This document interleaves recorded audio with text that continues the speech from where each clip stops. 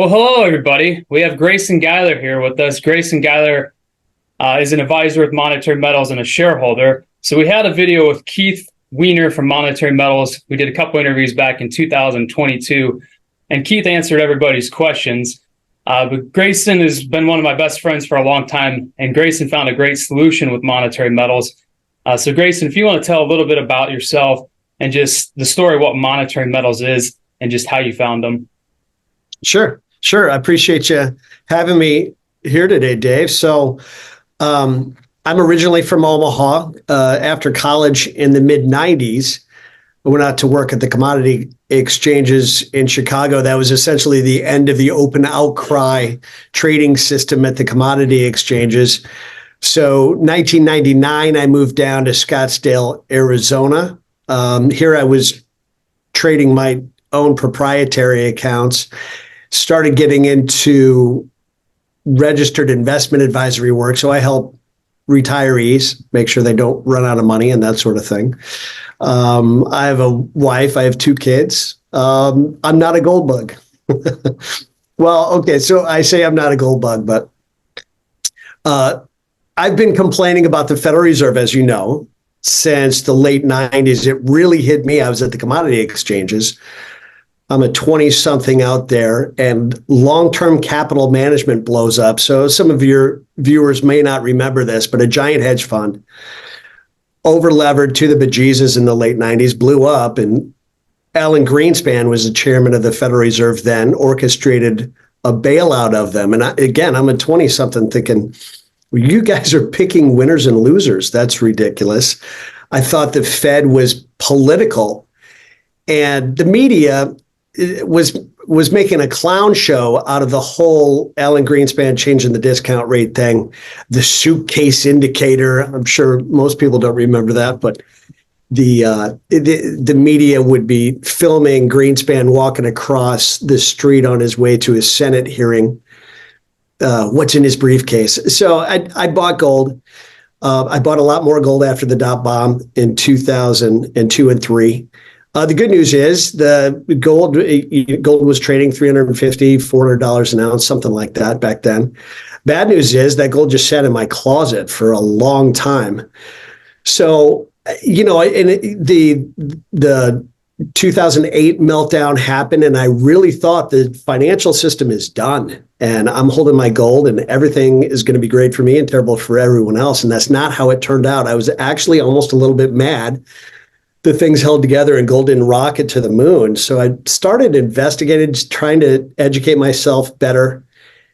And the strange part about it, whether I was reading the guy's articles or watching some monetary conference in Singapore or a debate in London on YouTube or something like that, I kept running into the same guy, Keith Weiner, the founder of Monetary Metals. And I thought, man, this cat really makes sense to me. I got to find this guy.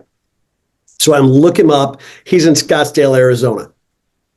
I'm thinking, you have to be kidding me, right?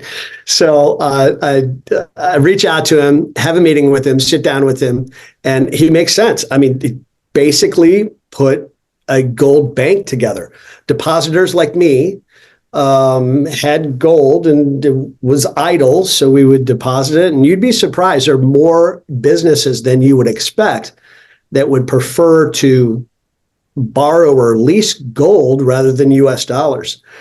And they're willing to pay interest on it. So Monetary Metals is the market maker, standardizing and organizing the whole thing. And that was 5 years ago. I deposited a bunch of my metal and we were off and running. And my account's been making interest in gold and silver terms ever since. Well, thank you for that great intro. Very well done. Let me ask you, so what has changed at Monetary Metals since 2019, since you opened your account, and what has changed your mind about it since you've opened that account? Okay. Good two-part question. Well, let me start with this. So in 2019, Monetary Metals was not a startup. They had been doing leases since 2016, but it was obviously early stage. So some of it was a little bit old school, didn't have a lot of automated processes, opening an account, getting into leases. moving money within the account, more phone calls, talking to account managers than electronic communication, et cetera, et cetera. So as time went on, they consistently improved, consistently streamlined their processes, making it more efficient. I got more comfortable with it as time went on, consistently deposited more metal. Like I said, I felt good enough. I invested in the equity round that they were doing. And, now the years go on and I'm on the advisory board and I'm very comfortable getting a lot more involved. So the consistency and the streamlining has really been impressive. Now it's a legitimate financial company. They've got a lot more leases and they've even issued 2 gold denominated bonds. Okay. So on part 2, what are the interest rates on the leases and bonds of that question? Okay.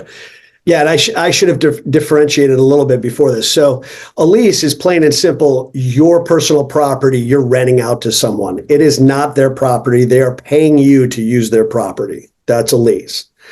If they're not making good on their end of things, you can repo that property, in this case, gold or silver. A bond, someone is actually borrowing the asset. It's on their balance sheet. So if they go bankrupt, other creditors would have access to it. So there's legitimate risk there. Has to be managed differently. Where the bond, where the lease, the average interest rate is just over 3% between 8 to 10 leases they have going on right now. On the bond side, with more risk, you have to be a accredited investor to participate. I think 13 and 19% respectively is what the 2 bonds have paid. Does that make sense? Yes. Thank you for clarifying that. Well, and so you asked me what has changed at Monetary Metals, and then what has changed from my perspective after getting involved in Monetary Metals. And, again, I've been very critical of the Federal Reserve for 25 plus years. And for that matter, central banks all around the globe. They've been jerry-rigging everything, over-financializing everything, papering over problems, picking winners and losers. They're essentially making the rich richer. Now I've deposited gold in Monetary Metals. I'm getting a return on that gold in gold terms. I really believe that gold and silver eventually will go much, much higher. I don't really care when. And when it does happen, I'm going to have a lot more ounces in my account. But, Dave, there's more to that. I get cynical about the corruption in the monetary system. You can easily just spiral down an endless well of negativity. There's a step past the cynicism. You think about it. Monetary Metals has become a grassroots monetary system that is gold-based. When you invest in the leases and bonds and Monetary Metals, you're financing productive activity. How do you feel when you buy a U.S. Treasury?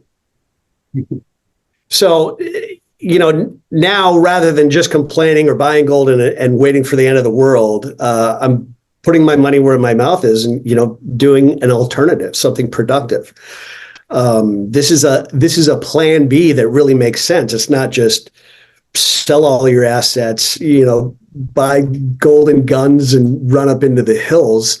You can toe in the water a plan B that really makes sense, so you don't have to sit around waiting for the apocalypse.